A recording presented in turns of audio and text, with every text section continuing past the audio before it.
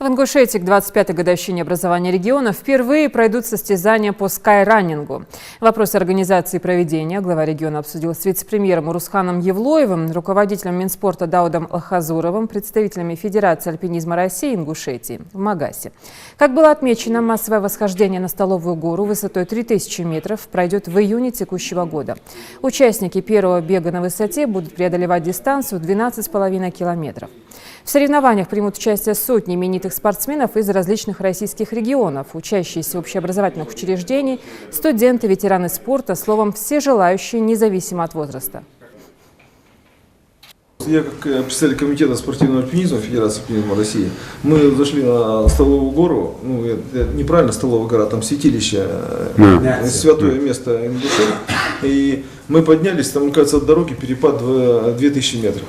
Для нас это уникальное место, и мы бы хотели предложить Министерству спорта организовать уже в этом году этап кубка, какой-то этап. Нет, не этап пока. Это будет просто в честь 25-летия массовый забег на вершину. У нас есть вид альпинизма скайранинг. Это бегом, да? И эта трасса отвечает всем требованиям, это и бег, даже международным. Бег на Эльбрус, да? Да, да. То есть бег на Эльбрус, бег, это, за границей это тысячи людей участвуют в таких соревнованиях.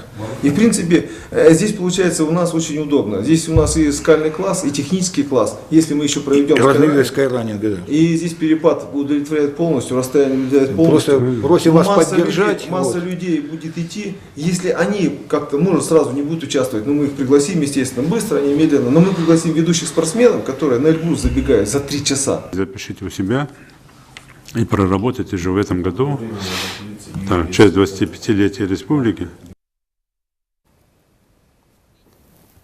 На встрече также подвели итоги прошедшего чемпионата страны по альпинизму. Гости сообщили, что довольны качеством проведения и организации соревнований.